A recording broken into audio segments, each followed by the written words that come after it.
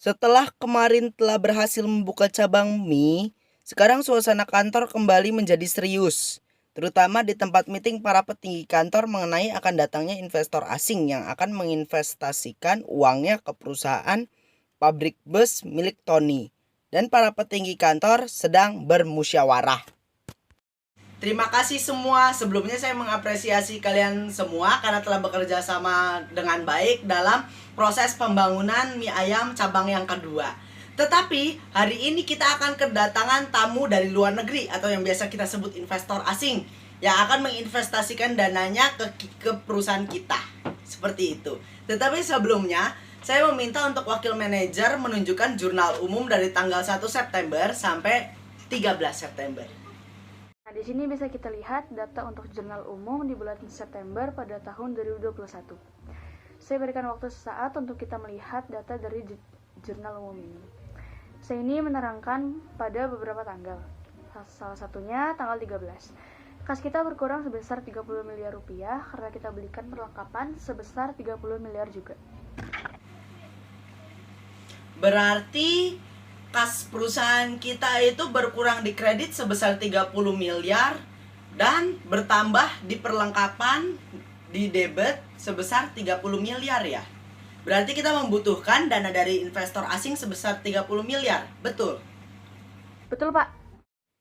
Setelah beberapa menit, datanglah investor asing, lalu ia mulai mendengarkan presentasi dari pemimpin dan wakil manajer mengenai kelebihan bus dari perusahaan tersebut.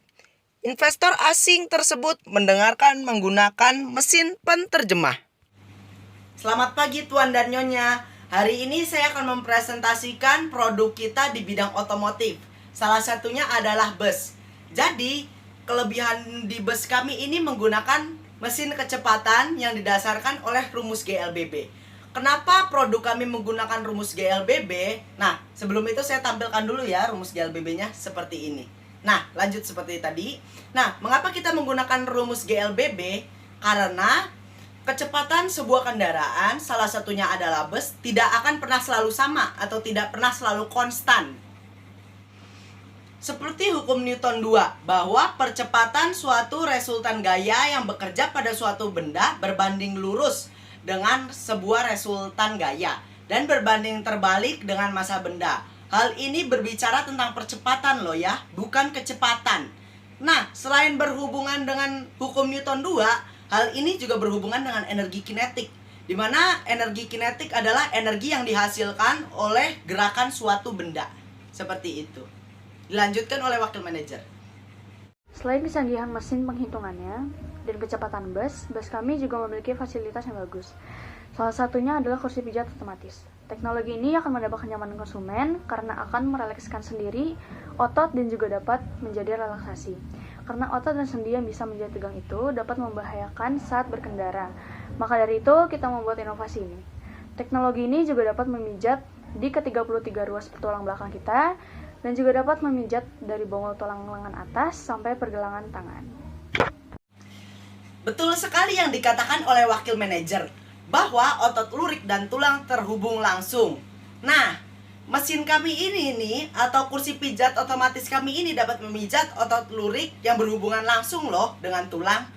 Nah, karena otot dan tulang berhubungan langsung dengan sistem gerak manusia, maka tugas kami sebagai penjual untuk menjaga kenyamanan pelanggan dan mengurangi potensi kecelakaan yang terjadi yang diakibatkan oleh pegal-pegal, kram, ataupun otot kaku.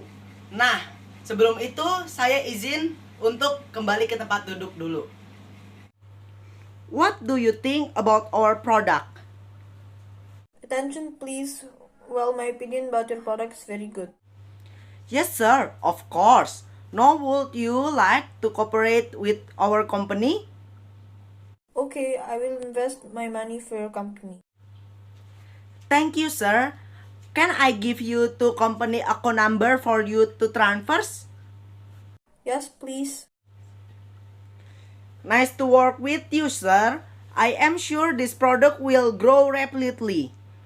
By the way, can you help me to give some bus that I bought from you to give to the orphanage? Okay, sir. Tomorrow I will give this bus to several orphanage. Keesokan harinya, pemimpin dan wakil manajer mulai berangkat ke beberapa panti asuhan dan mulai membagikan beberapa bus karya perusahaan ke beberapa panti asuhan. Lalu datanglah pembawa berita dan mulai mewawancarai kegiatan yang dilakukan oleh wakil manajer dan pemimpin.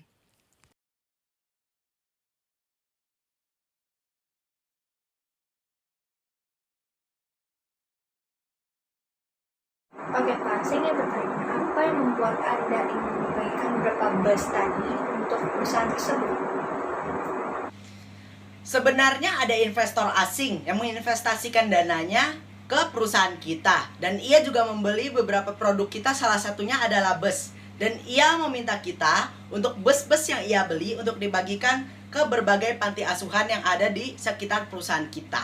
Seperti itu. Sebenarnya ini juga menjadi kerinduan saya saat kecil untuk membantu orang-orang yang kesulitan sebagai wujud kemanusiaan dari diri saya. Oke, berarti semua ini berasal dari investor asing ya Pak? Sebenarnya tidak juga ya. Soalnya saya juga memberikan beberapa mobil dan bus saya secara gratis. Juga memberikan beberapa unit motor ke panti asuhan secara sama atau adil. Nah, hal ini saya terinspirasi dari Pancasila kedua, kemanusiaan yang adil dan beradab, dan lambang Pancasila kedua. Nah, saya ini ingin membahas tentang arti Pancasila kedua, terutama pada lambangnya. Nah, lambang Pancasila kedua itu adalah rantai. Rantai ini melambangkan persatuan. Selain persatuan juga adalah keterikatan hati antara sesama masyarakat Indonesia. Jadi ada masyarakat yang kesulitan, harus kita bantu. Susah bersama, suka bersama. Seperti itu. Dan saya juga menjunjung tinggi keadilan. Seperti yang saya katakan tadi, saya membagikan motor, bus, dan mobil secara sama rata ke setiap panti asuhan. Tidak ada yang lebih sedikit ataupun tidak ada yang lebih banyak. Seperti itu. Oke, berarti tadi adalah salah satu faktor mengapa Bapak ingin menyumbangkan beberapa bus tersebut kepada panti asuhan yang Anda baru kunjungi tadi. Betul tidak Pak? Ada juga faktor lainnya loh. Nah, saya menjadikan Pancasila sebagai pedoman dalam hidup saya dalam bersikap dan bertingkah laku. Dalam bersikap apa sih? Dalam bersikap seperti berbagi kepada sesama yang kesulitan, kepada panti-panti asuhan yang ada di sekitar perusahaan saya. Saya bersikap di dalam kemanusiaan. Dan saya juga berharap kepada orang-orang yang mampu untuk ikuti jejak saya untuk berbagi kepada orang-orang yang kesulitan, karena kita suka bersama, sulit bersama. Seperti itu. Dan juga dalam bertingkah laku. Dalam bertingkah laku seperti menuruti peraturan-peraturan yang ada. Seperti menjadikan Pancasila sebagai dasar hukum dan kita harus menurutinya.